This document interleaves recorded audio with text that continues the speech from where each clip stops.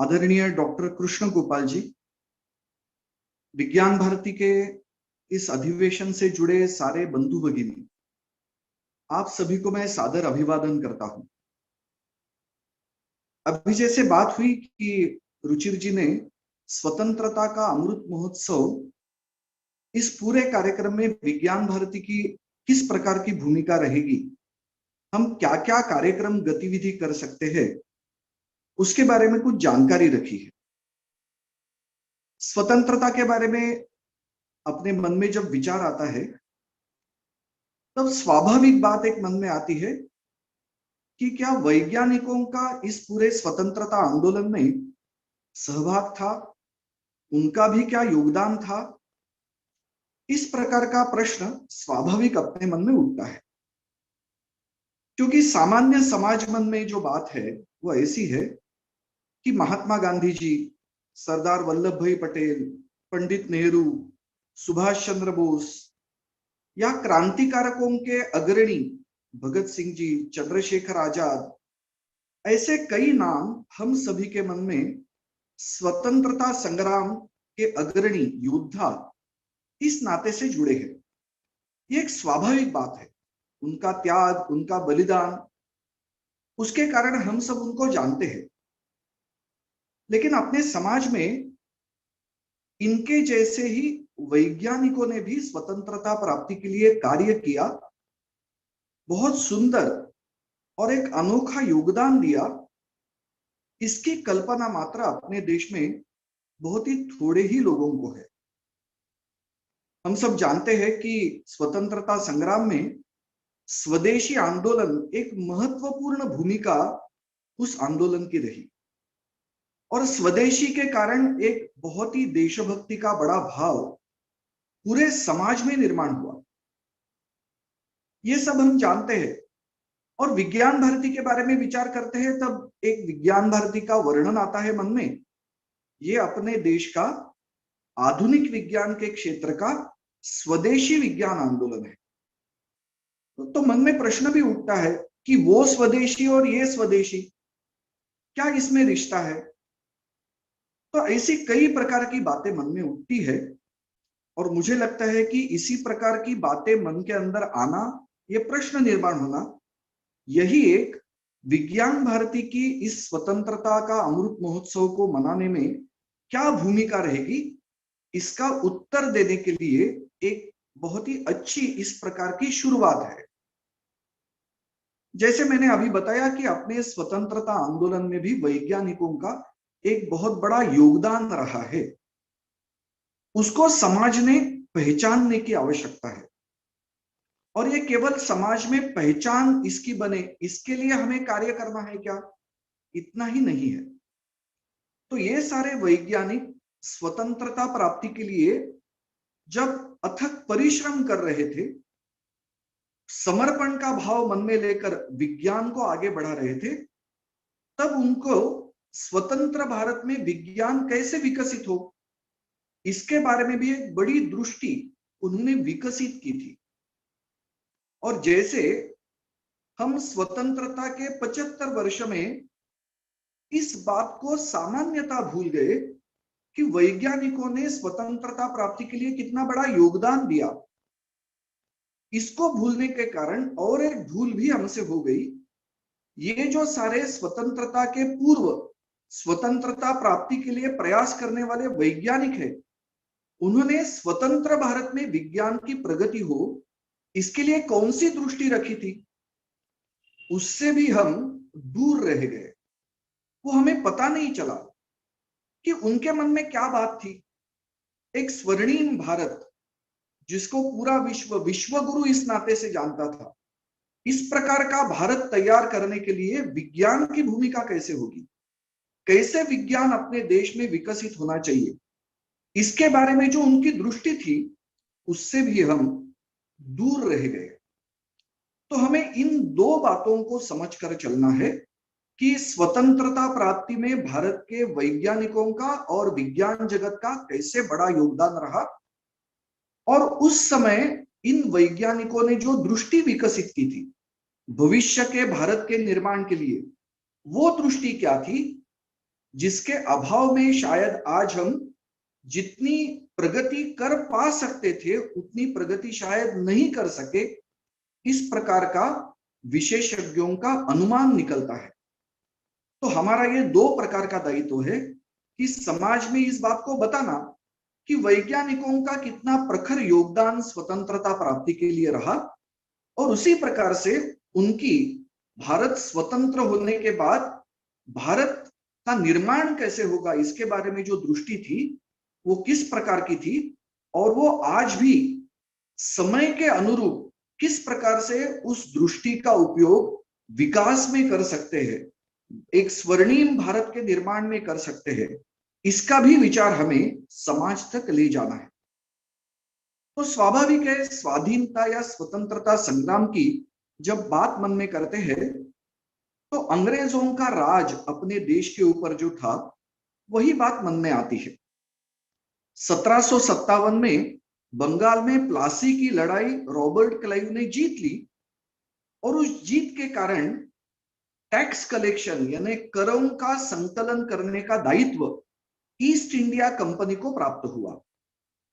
और सामान्यतः ये घटना अपने देश में ब्रिटिशों की सत्ता प्रारंभ हुई इस प्रकार से देखा जाता है।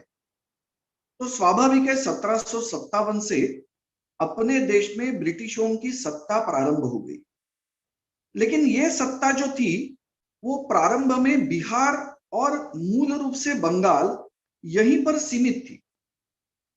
लेकिन इसके साथ साथ और भी कई बातें अपने देश में और इंग्लैंड में विशेष रूप से घटती रही, उसको भी साथ साथ समझना हमारे लिए बड़ा आवश्यक है। 1760 में इंग्लैंड में पहली औद्योगिक क्रांति का प्रारंभ हुआ, और हम सब जानते हैं कि औद्योगिक क्रांति को अगर अच्छी प्रकार से सफल होना है तो दो बातों की कम से कम आवश्यकता रहती है। एक तो धन की आवश्यकता रहती है पूंजी के रूप में, और दूसरी बात प्राकृतिक संसाधनों की आवश्यकता रहती है। तो इन दो बातों की पूर्ति इंग्लैंड के लिए भारत बहुत अच्छी प्रकार से कर रहा था।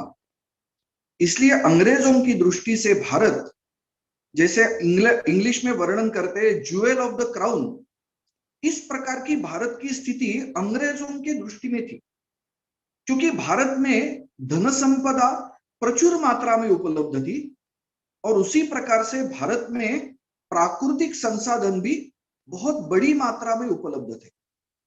तो इन दो बातों पर विशेष रूप से अंग्रेजों का ध्यान था, और आगे चलकर जैसी अनेक प्रकार की बातें अपने देश में हुई और अंग्रेजों की सत्ता 1757 के बाद पूरे देश में फैलती गई, और 1818 में जब मराठा साम्राज्य पुणे में जो था उसका जब वो पराजित हो गया, तब लगभग पूरे देश का शासन अंग्रेजों के हाथ में आ गया।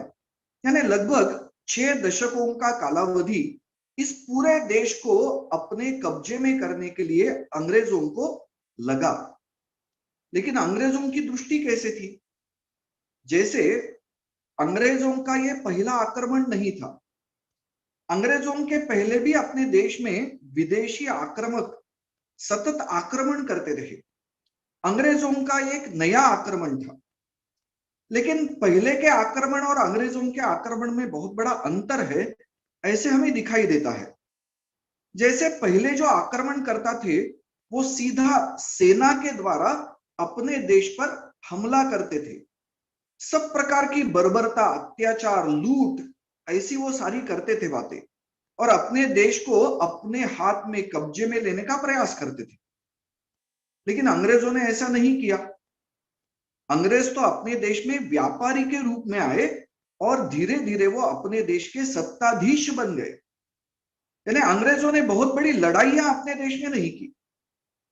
विश्वासघात, छल कपट, इस प्रकार के षड्यंत्रों के आधार पर धीरे धीरे अपने देश का पूरा कब्जा उन्होंने कर लिया, लेकिन अपने देश को बहुत अच्छी प्रकार से गुलाम करने के लिए उनके पास एक बहुत ही अलग प्रकार का नया इस प्रकार का साधन था जो इनके पूर्व जो आक्रमण करता थे उनके पास नहीं था।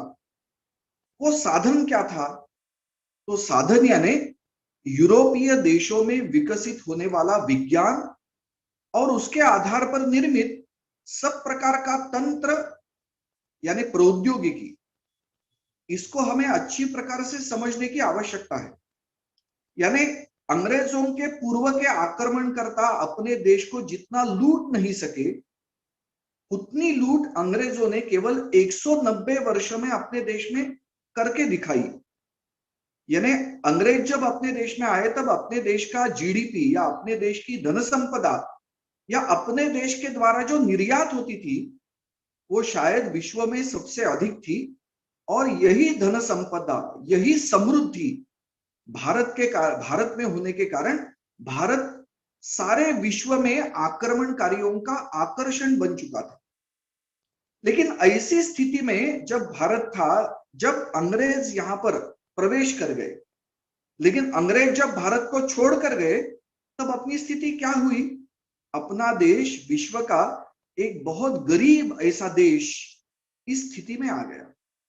इसका कारण था कि अंग्रेजों के पास, पूर्व के आक्रमकों के पास जो था ही नहीं कभी, इस प्रकार का एक साधन या शस्त्र था, वो यानी विज्ञान। जैसे इस बात को समझकर हम सभी को आश्चर्य लगता है कि 1757 में प्लासी की लड़ाई अंग्रेजों ने जीती, लेकिन उसके मात्र 10 साल के बाद यानी 1767 में, 1767 में रॉबर्ट क्लाइव, जो बहुत बुद्धिमान या इस प्रकार का व्यक्ति नहीं था, लेकिन उसने अपने देश में सर्वे ऑफ इंडिया, इस संस्था की स्थापना की।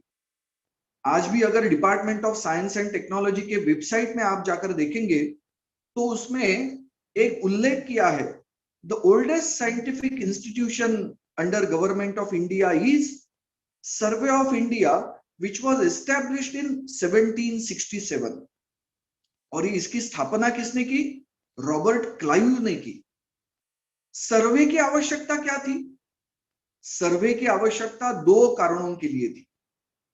एक तो पूरे भारत का एक अच्छा भौगोलिक अध्ययन अंग्रेजों को करना था, क्योंकि पूरे भारत को अगर कब्जे में लेना है तो अलग अलग प्रकार की कार्यवाही उनको करनी थी, अलग अलग प्रकार की छल कपट की योजनाएं बनानी थी, अलग अलग क्षेत्रों में सुदूर पहुंचना था। तो सबसे पहले भारत के भूगोल की अच्छी जानकारी चाहिए थी।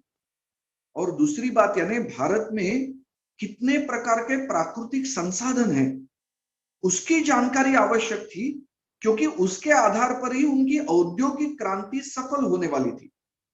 यानी अपने देश में पहली जीत प्राप्त करने के बाद मात्र 10 साल में अंग्रेजों ने आधुनिक विज्ञान का पहला संस्थान अपने देश में प्रारंभ किया। और आप सभी भली भांति जानते होंगे कि इसके बाद कई प्रकार के सर्वेज अपने देश में स्थापित किए गए। Geological survey of India, botanical survey of India, zoological survey of India, archaeological survey of India, फिर फॉरेस्ट्री, ऐसे कई प्रकार की बातें अंग्रेजों ने अपने देश में स्थापित की। अंग्रेजों का यह विचार नहीं था कि यहाँ के देश के लोगों को इन संस्थाओं के द्वारा बहुत अच्छा लाभ हमें प्राप्त कराना है, ये भाव नहीं था। तो इस देश को एक बहुत ही अच्छी प्रकार की योजना बनाकर कैसे लूटा जा सकता है, इसके लिए अपने देश में उन्होंने वैज्ञानिक संस्थाओं की स्थापना की और उसमें कई प्रकार की बातें की। एक तो अंग्रेज पूरे वहां से उठकर यहां नहीं आ सकते थे भारत में, इसलिए भारत के कुछ लोगों को इस वैज्ञानिक संस्थाओं में प्रवेश देना उन्होंने शुरू किया। लेकिन उनका स्थान कैसे था? तो अंग्रेजों के नीचे, और दोनों को जो वेतन दिया जाता था उसमें भी बहुत बड़ी दूरी थी। यानी अंग्रेजों को अगर किसी को लगभग 1000 रुपए का मासिक वेतन मिलता है, कल्पना कीजिए कि आज से 200-250 वर्ष पूर्व किसी को मासिक 1000 वेतन मिलता है और उसी स्तर पर काम करने वाले भारतीय व्यक्ति को केवल वो भारत का है इसलिए उससे आधा या उससे भी कम इस प्रकार का वेतन मिलता है। तो इसका अर्थ क्या है? तो इसका अर्थ सरल ये है कि अंग्रेजों ने भारत के लोगों को कुछ और चारा नहीं था, इसलिए ऐसी संस्थाओं ने प्रवेश देना शुरू किया। लेकिन एक प्रकार का अपमानजनक स्थान उनको ऐसी संस्थाओं में दिया गया था। भारत के लोग बुद्धिमान थे, प्रतिभाशाली थे, परिश्रमी थे। कई प्रकार के काम भारत के लोगों ने ही किए। जैसे एक उदाहरण शायद आपको जानकारी में होगा ही, एक ट्रिग्नोमेट्रिकल सर्वे ऑफ इंडिया था। उसके द्वारा हिमालय की जो अलग अलग ऊंची ऊंची चोटियां हैं उनको नापने का प्रयास किया जा रहा था। ऐसे ही अपने देश के गणित के विद्वान, उस समय उनको उस पद को कंप्यूटर ऐसे कहा जाता था, ऐसे थे बंगाल के राधानाथ सिकदर। उन्होंने, जिसको आज विश्व की सर्वोच्च उच्चतम इस प्रकार का शिखर इस नाते से माना जाता है, जिसको पूरे दुनिया में लोग माउंट एवरेस्ट करके जानते हैं, उसकी वास्तविक ऊंचाई की मापन करने का काम राधानाथ सिकदर ने किया। लेकिन उस चोटी को नाम किसका दिया गया, उस शिखर को नाम किसका दिया गया? तो एवरेस्ट, यानी उस संस्था के जो ब्रिटिश प्रमुख थे उनका नाम इस सर्वोच्च शिखर को दिया गया।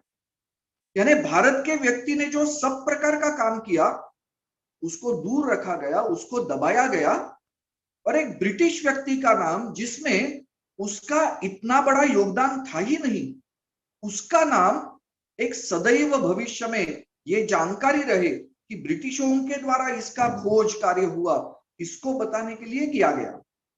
यानी भारत के लोगों पर अन्याय, भेदभावपूर्ण इस प्रकार का अपमानजनक व्यवहार, ऐसी सारी बातें विज्ञान के क्षेत्र में की जा रही थी। लेकिन भारत में आज भी एक दुर्भाग्यपूर्ण भाव ऐसा है कि ये सारी संस्थाओं ने, अंग्रेजों ने लाकर भारत को उपकृत किया। भारत में विज्ञान उन्होंने लाया, जैसे उन्होंने यहां पर मेडिकल साइंस लाया, किस लिए लाया? उनकी सेना को मदद हो इसलिए लाया।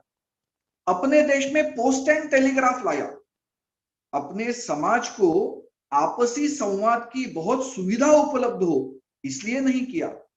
उन्होंने अपने देश में रेलवेज लाई, एक टेक्नोलॉजिकल वंडर जिसको कहते हैं वो लाया, लेकिन अपने देश की सुविधा के लिए नहीं लाया। अपने देश से प्राकृतिक माल बंदरों तक यानी पोर्ट्स तक ले जाने के लिए उन्होंने अपने देश में रेल की सेवा, रेल की सुविधा लाई। उसका मुख्य उद्देश्य था कि भारत के प्राकृतिक संसाधन को अधिकाधिक मात्रा में जल्द से जल्द कैसे उठा सकते हैं और इंग्लैंड भेज सकते हैं। लेकिन दुर्भाग्य ऐसा है कि आज अपने देश के लोग क्या मानते हैं, सारे लोग नहीं, कुछ लोग ऐसा मानते हैं कि अंग्रेजों ने ही हमें इस प्रकार के साइंस एंड टेक्नोलॉजिकल एक वंडर्स जिसको कहेंगे, ऐसी बातें देकर भारत को उपकृत किया। इस प्रकार की बातें आज लोगों के मन में स्थापित हो चुकी है और इन्हीं संस्थाओं के द्वारा अपने देश में अधिकाधिक लूट की गई। लेकिन जैसे मैंने उल्लेख किया कि आज भी अपने भारत में लोग ऐसा कहते हैं कि रेलवे ये अंग्रेजों की भारत को बड़ी देन है, अन्यथा भारत अंधकार में ही डूबा हुआ रहता था।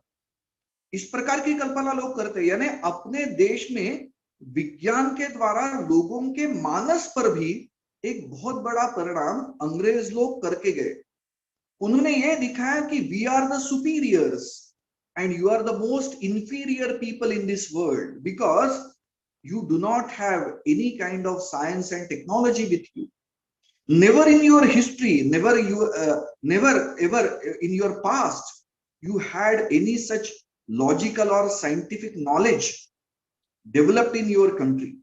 इस प्रकार की बातें कही, और इतना ही नहीं तो किस प्रकार का अन्याय किया अपने देश के लोगों के ऊपर। जगदीश चंद्र बसु जब विदेश में यानी इंग्लैंड में ही भौतिक विज्ञान पढ़कर वापस आए, उनकी इच्छा थी कि यहाँ पर भौतिक विज्ञान के प्राध्यापक इस नाते काम करें। उस समय अंग्रेजों ने अपने देश में दो प्रकार की शिक्षा व्यवस्था में स्तर बनाए थे, एक इंपीरियल एजुकेशन सर्विस थी और एक primary education service. Imperial education service में यानी उच्च शिक्षा के लिए केवल अंग्रेज लोग ही उच्च शिक्षा में प्राध्यापक बन सकते थे। भारत के लोग केवल प्राथमिक स्तर पर रहेंगे, कितने भी बुद्धिमान हो, लेकिन वो प्राथमिक स्तर पर ही रहते थे। जगदीश चंद्र बसु को भी ऐसा ही बताया गया। कारण क्या दिया गया? एक अपने देश के प्रतिभाशाली, बुद्धिमान ऐसे वैज्ञानिक को उत्तर क्या दिया गया? बताया गया कि भारत के लोग तर्कपूर्ण विचार ही नहीं कर सकते। Indians do not have ability to think in a rational manner. So no Indian can teach physics or exact science like physics. So we will not allow you to teach physics over here.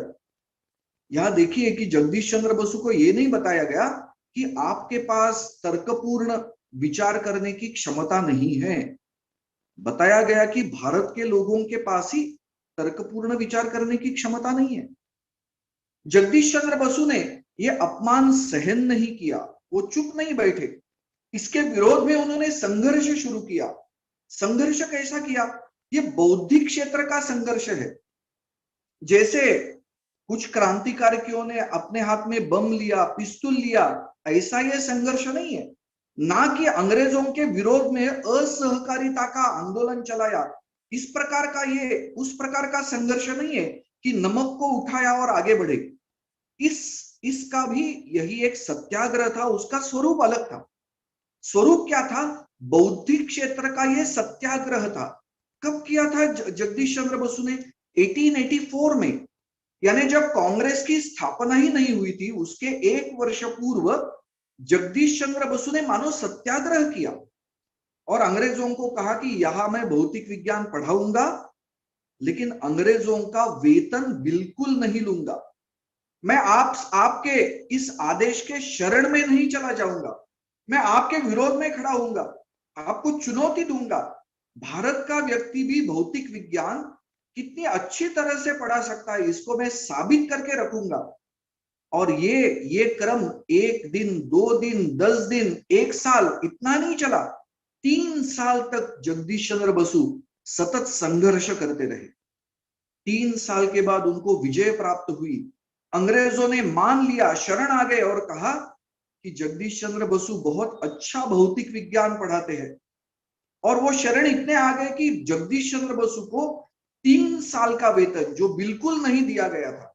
आप कल्पना कीजिए कि किस प्रकार से जगदीश चंद्र बसु ने 3 साल बिताए होंगे बिना वेतन, एक भी पैसे को न लेते हुए अपना काम करते रहे। किसके लिए?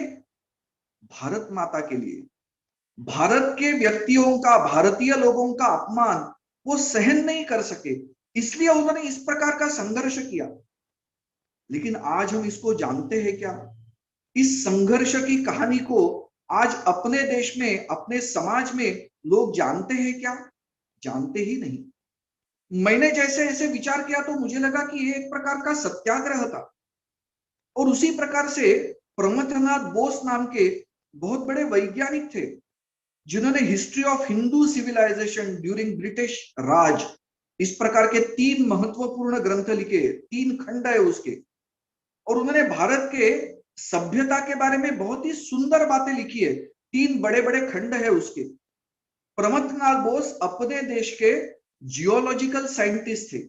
जियोलॉजिकल सर्वे ऑफ इंडिया में उनको प्रवेश मिला, लेकिन जब जियोलॉजिकल सर्वे ऑफ इंडिया के डायरेक्टर बनने की बात आई, तब उस समय जो सेवानिवृत्त होने वाले डायरेक्टर थे, मेडलीकॉट ऐसा उनका नाम है, उन्होंने क्या बताया कि हम प्रमथनाथ बोस को डायरेक्टर नहीं बना सकते, क्योंकि भारत के लोग विज्ञान के क्षेत्र में चलना भी नहीं जानते, तो दौड़ना कैसे जानेंगे? इस प्रकार का अपमानजनक उत्तर दिया। और अपमान करने वाली कृति क्या की? प्रमथनाथ बसु से 10 साल से जूनियर ऐसे थॉमस हॉलैंड नाम के व्यक्ति को उनका बॉस बनाया गया, जियोलॉजिकल सर्वे ऑफ इंडिया का डायरेक्टर बनाया गया। प्रमथनाथ बसु ने त्याग पत्र दिया और सोचा कि अब मेरे देश के लिए मेरे पूरे ज्ञान का उपयोग होना चाहिए, उसके लिए मेरा ज्ञान है वो सारा मैं खर्च करूंगा। और हम सब जानते हैं कि जमशेदपुर जो झारखंड में है, जमशेदजी टाटा ने अपने देश में लौह उद्योग खड़ा किया, वो स्थान प्रमथनाथ बसु ने जमशेदजी टाटा को बताया। तब तक अंग्रेज लोग अपने देश में केवल कोयले के पीछे ही लगे थे, कोयले का खनन बस यही करते थे। लेकिन प्रमथनाथ बोस ऐसे पहले वैज्ञानिक थे, भूगर्भ वैज्ञानिक, जिन्होंने अपने देश में खनन, ये अन्य धातुओं के लिए भी कैसे किया जा सकता है, इसका अध्ययन किया। और जमशेदजी टाटा उनके कारण ना केवल जमशेदपुर जैसा स्थान वो ढूंढ सके, लेकिन उन्होंने, प्रमथनाथ बोस ने, जमशेद जी टाटा को कहां कहां पर खदानें उपलब्ध है, कहां कहां पर प्रचुर मात्रा में लोहा आपको जमीन में मिलेगा, ये भी सारी बातें बताई।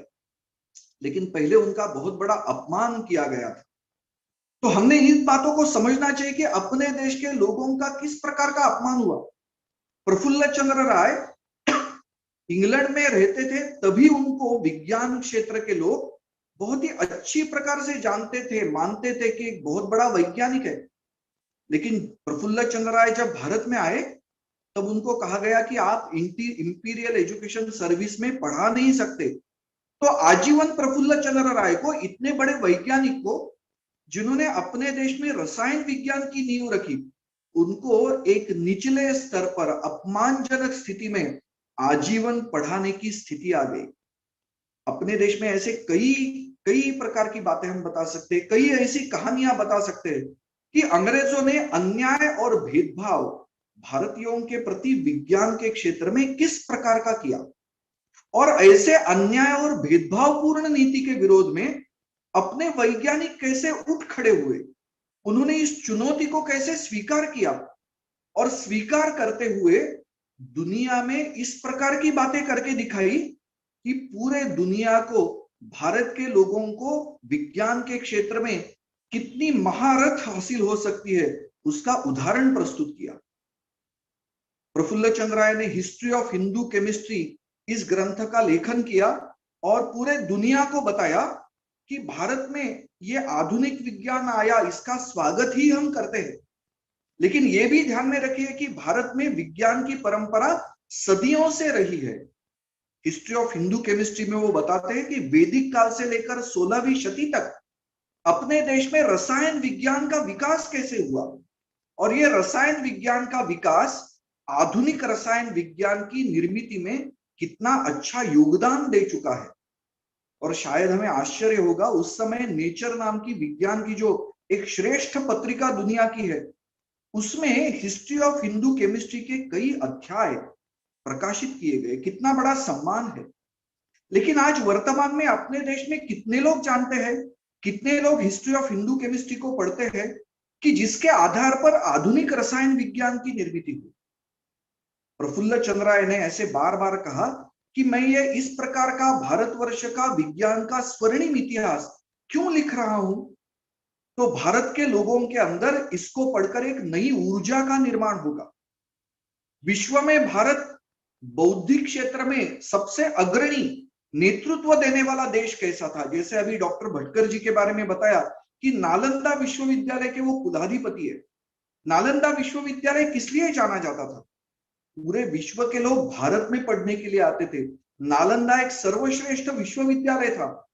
प्रफुल्ल चंद्र राय ने कहा कि भारत की इस प्रकार की स्थिति थी, भारत के लोगों ने इसको समझना चाहिए। अंग्रेजों ने हमें भुला दिया, एक गलत रास्ते में हमें भटका दिया और कहा कि भारत में कुछ था ही नहीं। भारत के लोगों को आत्मविश्वास दिलाने के लिए, भारत के लोगों का आत्मविश्वास, आत्मगौरव जगाने के लिए प्रफुल्ल चंद्र राय ने इस प्रकार का विश्व के लिए बहुत ही बड़ा इस प्रकार का काम किया। जगदीश चंद्र बसु ने अपने देश में, अंग्रेजों ने नीतिगत अनुसंधान को रोक कर रखा था। हम सब जानते हैं कि जब अनुसंधान होता है तब नए ज्ञान का सृजन होता है। Generation of knowledge is only possible through scientific research. लेकिन अंग्रेजों ने नीति से, नीतिगत पद्धति से अपने देश में किसी भी प्रकार की प्रयोगशाला का निर्माण रोका था। जगदीश चंद्र बसु इसके विरोध में खड़े हुए और उन्होंने किस प्रकार का काम किया। यूरोप के देश में भी जिस प्रकार का अनुसंधान संभव नहीं था, ऐसा एक काम, एक अनुसंधान, एक खोज उन्होंने अपनी छोटी सी प्रयोगशाला में करके दिखाई। वो बात कौन सी थी? Generation of microwaves. विश्व में तब तक किसी को भी यह पता नहीं था कि माइक्रोवेव्स यानी सूक्ष्म तरंगों का निर्माण कैसे किया जा सकता है। यूरोप में सारे लोग इसके साथ संघर्ष कर रहे थे, लेकिन भारत में ऐसा वैज्ञानिक जिसके पास प्रयोगशाला ही नहीं थी, फंडिंग नाम की किसी भी प्रकार की बात नहीं थी, फंडिंग तो दूर, अंग्रेज तो सतत दबाना चाहते थे कि अपने देश में अनुसंधान ही नहीं होना चाहिए। सब प्रकार की बाधाएं, सब प्रकार का प्रतिबंध अंग्रेजों ने भारत के वैज्ञानिकों पर थोपा था। उसको एक चुनौती देकर जगदीश चंद्र बसु ने सीमित साधनों के आधार पर अपने ही जेब से पैसे खर्च करते हुए एक विश्व का महानतम ऐसे शोध कार्य किया, सूक्ष्म तरंगों का। और अभी पूरा विश्व ये जानता है, and everybody acknowledges this fact, that Jagdish Chandra Basu was a father of microwave. और हम सब जानते हैं कि किस परिस्थिति में जगदीश चंद्र बसु ने काम किया और कब किया। 1895, यानी जब अपना देश अंग्रेजों के परतंत्र उन्होंने किया था, उस अवस्था में था, उस समय ये करके दिखाया और पूरे विश्व को बताया कि भारत और भारत का व्यक्ति ये कर सकता है। उसके पूर्व ये जो सारी वैज्ञानिकों की पहली पीढ़ी थी, वो कहां निर्माण हुई? तो स्वदेशी आंदोलन 1905 में शुरू हुआ, बंगाल के विभाजन के उस समय, उसके साथ साथ। लेकिन विज्ञान के क्षेत्र में स्वदेशी भाव का प्रकटीकरण इसके लगभग 30 साल पहले किया गया। 1876 में डॉक्टर महेंद्रलाल सरकार ने Indian association for cultivation of science, इस प्रकार की संस्था का निर्माण किया। स्वदेशी भाव का ये प्रकटीकरण था। क्यों? तो उन्होंने ऐसे सोचा कि अंग्रेज लोग अपने देश में हमें अच्छी प्रकार से प्रामाणिक विज्ञान करने नहीं देंगे। तो भारत के लोगों को अगर भारत में विज्ञान करना है, विज्ञान को विकसित करना है, तो भारत के लोगों को अपने लिए अपनी वैज्ञानिक संस्था का निर्माण करने की आवश्यकता है। 1870 में डॉक्टर महेंद्रलाल सरकार ने इस प्रकार का संकल्प किया। भारत में जितने उस समय धनी लोग थे, ऐसे लोगों ने दान दिया और उस दान के कारण 7 साल के अथक परिश्रम के बाद अपने देश की पहली विज्ञान की स्वदेशी संस्था निर्माण हुई। और इसी में भारत की पहली वैज्ञानिकों की पीढ़ी निर्माण हुई। जगदीश चंद्र बसु, प्रफुल्ल चंद्र राय और उनके बाद आने वाले सारे वैज्ञानिक इसी आईएससीएस से पढ़े। और सबसे बड़ी सफलता की उपलब्धि क्या थी? तो इसी संस्था में काम करते हुए चंद्रशेखर वेंकट रामन जी को नोबेल पुरस्कार भी प्राप्त हुआ। यानी हम कल्पना कर सकते हैं कि देशभक्ति का भाव रखते हुए जिस विज्ञान संस्था का निर्माण हुआ, वहीं से अपने देश को पहला नोबेल पुरस्कार प्राप्त हुआ। और केवल अपने देश के लिए नहीं, तो पूरे आशिया में पहला नोबेल पुरस्कार एक भारतीय व्यक्ति ने जीता था। उस समय जापान में भी विज्ञान और तंत्र ज्ञान आगे बढ़ रहा था, लेकिन किसी भी जापानी व्यक्ति को यह नहीं मिला। ये सम्मान जापान के पास चला नहीं गया। चाइना तो उस समय लगभग नहीं के बराबर था। भारत ने परतंत्र अवस्था में भी भारत के वैज्ञानिकों की क्षमता इतनी थी कि इतने कम साधनों के द्वारा भी एक उच्च कोटि का विज्ञान कैसे किया जा सकता है, इसका एक उदाहरण पूरी दुनिया के सामने रखा। चंद्रशेखर वेंकट रमन जब नोबेल पुरस्कार प्राप्त करने के लिए गए, तो ऐसे सबसे बड़े विज्ञान के महर्षि के मन के अंदर एक ही दुख की भावना थी कि जब वो विज्ञान का श्रेष्ठ पुरस्कार प्राप्त कर रहे थे, तब वो अंग्रेजों के झंडे के तले खड़े होकर ये कर रहे थे। उनकी आंखों में आंसू थे उस समय कि मेरे देश का, स्वतंत्र भारत का ये ध्वज यहां पर नहीं है, झंडा यहां पर नहीं है, तो जिन्होंने हमें गुलाम किया है, ऐसे लोगों के झंडे के तले खड़े रहकर मैं ये विश्व का श्रेष्ठ विज्ञान पुरस्कार हाथ में ले रहा हूं। कितनी दुख की भावना उनके मन के अंदर थी, कितनी बड़ी वेदना उनके मन के अंदर थी। और ऐसे सारे वैज्ञानिकों ने अपने देश को स्व को जो दबाने का प्रयास अंग्रेजों ने किया था, विज्ञान के क्षेत्र में स्व को उन्होंने दबाया। कहा कि आप तो अंधकार में डूबे हुए लोग हैं, आपके पास विज्ञान नाम की बात ही नहीं है, आपको तर्कपूर्ण विचार करने की क्षमता ही नहीं है, आपको तो अभी विज्ञान में धीरे धीरे चलना भी सीखना है। तो इस प्रकार की बात जो कह रही थी, उस अंग्रेजों के सामने इन सारे वैज्ञानिकों ने एक बहुत बड़ा, एक प्रतिभा का, क्षमता का, शक्ति का, बुद्धि के चतुरता का बहुत बड़ा प्रदर्शन किया। और केवल अंग्रेजों के सामने नहीं, पूरे विश्व को यह दिखाया कि भारत इस प्रकार की बात करके दिखा सकता है। यानी भारत में इस प्रकार के प्रतिभावान लोग हैं और इन सबके मन में एक ही आकांक्षा थी कि भारत को फिर एक बार विश्व गुरु इस स्थान पर ले जाना, उस ऊंचाई तक भारत को ले जाना। और उसके लिए सर्वश्रेष्ठ साधन है विज्ञान।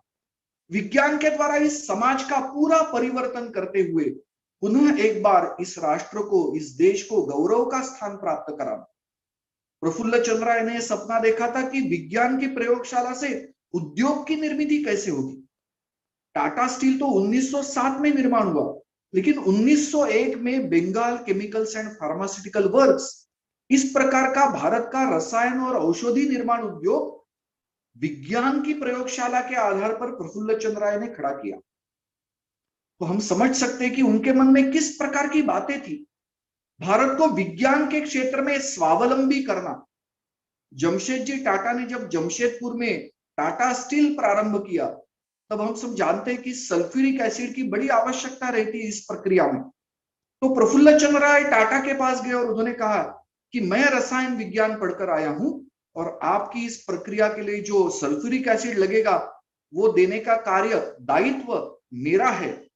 यानी उनके मन के अंदर किस प्रकार की भावना थी कि भारत में एक अगर उद्योग खड़ा हो रहा है तो एक वैज्ञानिक चाहता था कि मैं उसको सब प्रकार की सहायता करूं। भारत में सल्फ्यूरिक एसिड इंपोर्ट नहीं होना चाहिए। कुछ लोग, विद्वान लोग ऐसे बताते हैं कि उस समय जिस देश में सल्फ्यूरिक एसिड उद्योगों में बनता था, उस देश का जीडीपी सबसे अधिक होता था। और प्रफुल्ल चंद्र राय के मन में आकांक्षा थी, अगर सल्फ्यूरिक एसिड का उद्योगों के अंदर, यानी industrial production of sulphuric acid, if we can do, then we will be increasing our GDP like anything. इस प्रकार की कल्पना उनके मन में थी। यानी हम कल्पना कर सकते कि कितनी प्रकार की बातें उनके मन में थी। 1914, 1918 इस 4 वर्ष में प्रथम विश्व महायुद्ध हुआ और अंग्रेजों को ध्यान में आया कि भारत में अब धीरे धीरे उद्योगों की निर्मित आवश्यक है। उन्होंने एक इंडस्ट्रियल कमीशन शुरू किया, स्थापित किया, और उसमें एक बहुत महत्वपूर्ण सदस्य थे पंडित मदन मोहन मालवीय। और पंडित मदन मोहन मालवीय ने इस इंडस्ट्रियल कमीशन में भारत का औद्योगिक विकास कैसे होना चाहिए इसके बारे में एक टिप्पणी प्रस्तुत की है। लगभग 100 से भी अधिक पृष्ठों की ये टिप्पणी है। उसमें आप अगर जाकर गहराई से उसको पढ़ेंगे तो ध्यान में आएगा कि पंडित मदन मोहन मालवीय के मन में भारत में उद्योग जगत का विकास कैसे होना चाहिए इसके बारे में क्या कल्पनाएं थी। और उसी में हमें ध्यान में आता है कि उन्होंने जो काशी हिंदू विश्वविद्यालय की स्थापना की, उसके पीछे भी उनके मन में कौन कौन सी बातें थी, क्या मानस उनका था। और ये इंडस्ट्रियल कमीशन की रिपोर्ट से हमें पता चलता है कि स्वर्णिम भारत को खड़ा करने में उद्योगों का योगदान कैसे होगा और उद्योग किस प्रकार से खड़े हो सकते हैं, भारत की विशेषताएं क्या है, ऐसी सारी बातें उन्होंने दी है। उन्होंने यहां तक कहा कि अंग्रेजों ने हमें झूठा बतलाया कि भारत में इंडस्ट्री नाम की कुछ बात ही नहीं थी। उन्होंने उसका विरोध किया है, खंडन किया है और कहा है कि मेरे देश में इंडस्ट्रीज कैसे थी। मेरे देश में अगर इंडस्ट्रीज प्रारंभ करनी है, नए सिरे से उनका विकास करना है, तो किन बातों का विचार प्रारंभिक रूप से करना चाहिए, मूल रूप से करना चाहिए। बड़ा सुंदर विश्लेषण, बड़ी सुंदर प्रस्तुति, एक देशभक्त की प्रस्तुति की उद्योग का निर्माण कैसे अपने देश में हो, इसके बारे में वो की गई है। हमें मूल रूप से उसको देखने की आवश्यकता है। इस प्रकार से ऐसी कई बातें हम बता सकते हैं कि अंग्रेजों ने विज्ञान का उपयोग करते हुए ही इस देश को परतंत्र करने का सफल प्रयास किया।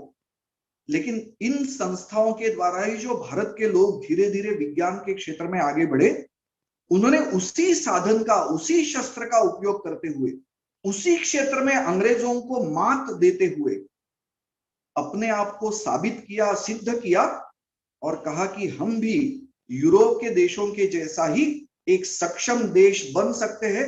सक्षम आज भी है, इस परतंत्र अवस्था में भी है।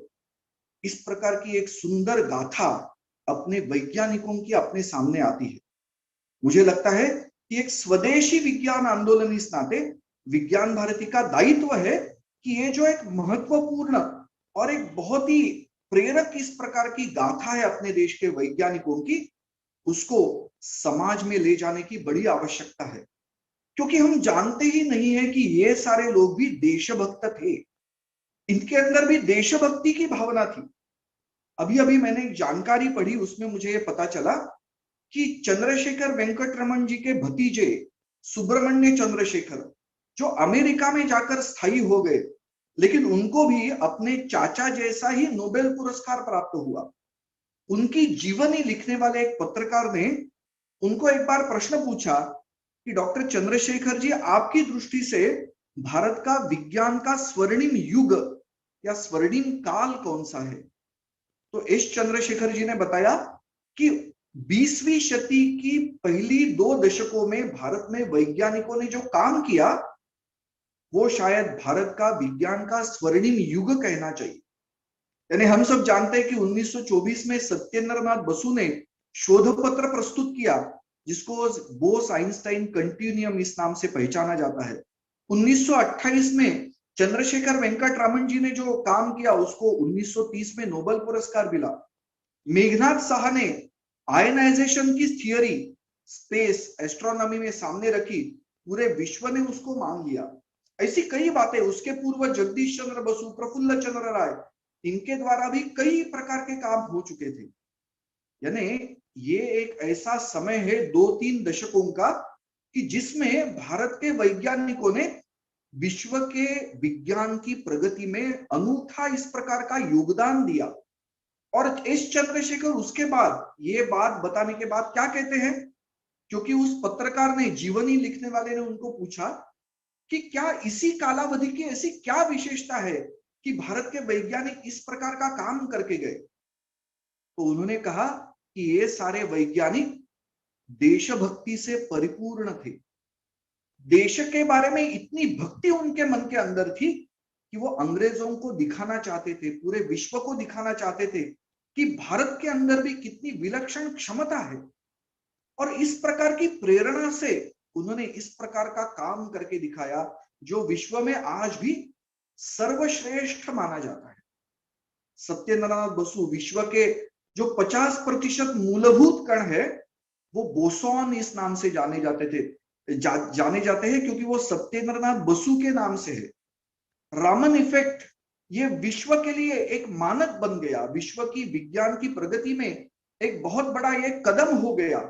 इस प्रकार की बातें ये की गई, तो हमें इन सारी बातों को ठीक समझने की बड़ी आवश्यकता है।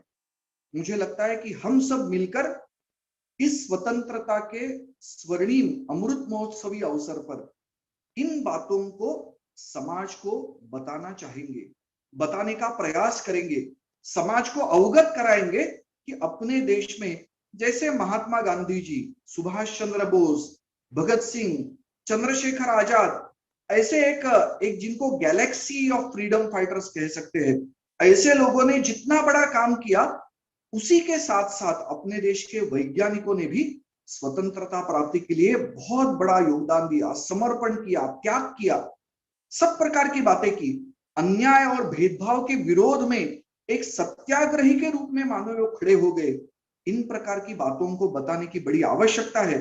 और उसी के साथ साथ इन वैज्ञानिकों ने स्वतंत्र भारत को विकसित करने के लिए जो दृष्टि विकसित की थी, जो दृष्टि बताई गई थी, उसको भी हमें समाज के सामने रखना है। क्योंकि आज भी हम जानते हैं कि आज भी भारत को वो स्थान विश्व में नहीं प्राप्त हुआ है जिसकी एक आकांक्षा हम सभी के मन में है। हम सभी का हृदय आज भी ये कहता है कि भारत को विश्व गुरु बनना है। और भी कुछ बाकी है बातें। डॉक्टर अब्दुल कलाम जी कहते थे, let us bring back the days of Nalanda, ऐसा वो कहते थे। विश्व के सारे लोग भारत में ज्ञान प्राप्ति के लिए आते थे, ऐसा भारत हमें बनाना है। और उसके लिए ये जो सारे वैज्ञानिक थे, जो इसी बात को लेकर मन में रखकर काम कर रहे थे, उनकी दृष्टि को समझना आज भी सर्वथा उचित इस प्रकार की बात है, समयानुकूल है। तो हमें इन बातों को समझकर ये जो आने वाला स्वतंत्रता का अमृत महोत्सवी वर्ष है, उस वर्ष में काम करना है। जैसे रुचिर जी ने बताया कि उसकी पूर्व तैयारी हम सभी ने शुरू की है। आने वाले 15 अगस्त को ये 75वां स्वतंत्रता दिन होगा। तो उस दिन से हम सारे कार्यक्रमों का प्रारंभ करेंगे और 2022 15 अगस्त तक एक साल भर कई प्रकार के कार्यक्रम, कई प्रकार की गतिविधियां आयोजित करते हुए समाज के अंदर वही प्रेरक भाव विज्ञान के क्षेत्र में जागरूक करेंगे, ताकि अपना देश जल्दी ही विश्व गुरु बने। नमस्ते।